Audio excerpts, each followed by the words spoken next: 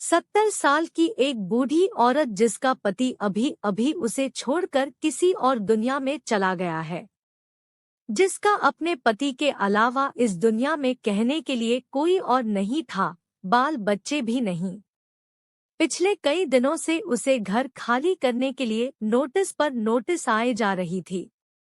उसने अपने जानने वालों और रिश्तेदारों से कई बार मदद के लिए गुहार लगाई, लेकिन सिर्फ नाम के लिए ही उसे के अपने उसकी शिकायत पर ध्यान नहीं देते, उसकी सहायता के लिए कोई भी आगे नहीं आया।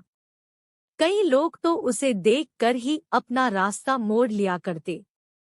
बेचारी करे भी तो क्या करें।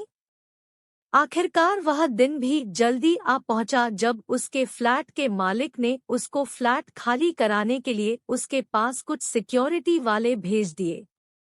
बूढ़ी औरत उन हट्टे कट्टे आदमियों को देखकर और भी ज्यादा सहम गई। वो उनके आगे गिड़गिड़ाने लगी, उनके पैर पकड़ लिया और कहने लगी उसे सिर्फ 2 दिन की मोहलत दे दी जाए, वो कुछ भी करके अपने लिए रहने के लिए कोई और जगह की तलाश कर लेगी। मगर भाड़े के वो आदमी उसकी एक बात सुनने को तैयार नहीं थे। जब सिक्योरिटी वाले उस बूढ़ी औरत को धक्का मार के निकलने ही वाले होते हैं, तभी पीछे से एक आवाज आती है, खबरदार, जो इस अम्मा को किसी ने हाथ भी लगाया तो इन्हें इन्हीं के घर से कोई नहीं निकाल सकता। सिक्योरिटी वाले हैरानी से उस आदमी को देखते हैं और पूछते हैं कि तुम्हारा मतलब क्या है। तब वह आदमी उस फ्लैट के पेपर दिखाता है जिन पर उसी बूढ़ी औरत का नाम होता है। वह उन्हें तुरंत वहां से निकल जाने के लिए कहता है। पेपर देखकर वह सिक्योरिटी वाले वहां से निकल जाते हैं। यह सारी घटना बूढ़ी औरत बड़े अचंभे में देखती रहती है।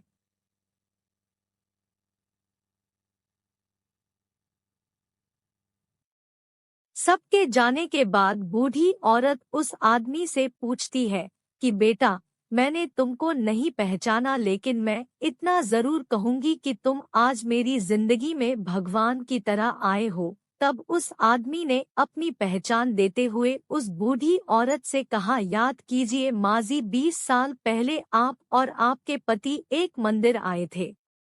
वहां पर एक छोटा बच्चा आपसे स्कूल में भर्ती होने के लिए भीख मांग रहा था। आपके पति ने तो यह कहकर आपको मना कर दिया था कि इसको पैसे मत देना, यह नशा कर लेगा, और आगे चले गए थे। लेकिन आप वहीं पर रुक गई थी और आपने अपने पास रखे सारे पैसे उस बच्चे को दे दिए थे। आपने आशीर्वाद और एक ताबीज देते हुए उसे कहा था कि भीख मांगने से अच्छा है छोटा मोटा काम करो और अपनी पढ़ाई पूरी करो, तुम्हें भगवान जरूर कामयाबी देगा। माजी मैं वही भिखारी बच्चा हूँ जो आपके बताए रास्ते पर चलकर आज इतना बड़ा हो गया है, एक एस्टेट एजेंट बन गया है और इस काम में बहुत शोहरत और दौलत कमाई है। इसी काम में मुझे इस बात की भी खबर रहती है कि किस दिन कौन सी प्रॉपर्टी खाली करवाई जाने वाली है। जब मैंने आपका नाम इस लिस्ट में देखा तो मुझसे रहा नहीं गया। जो मदद आपने मेरी बरसों पहले की थी वह मैं आपको लौटाने आया हूँ। इसलिए मैंने तुरंत आपका घर खरीदकर आपके नाम कर दिया है। आपने जो ताबीज मुझे उस समय दिया था जिसने मेरी आज तक रक्षा की है, मैं वह आपको लौटाना चाहता हूँ। मैं चाहता हूँ कि यह ताबीज अब आपकी रक्षा करे। हाँ, मेरी एक और विनती है, बुढ़ापे के समय में अगर मैं आपकी लाठी बन पाऊँ तो मैं अपने आप को खुशनसीब समझूंगा।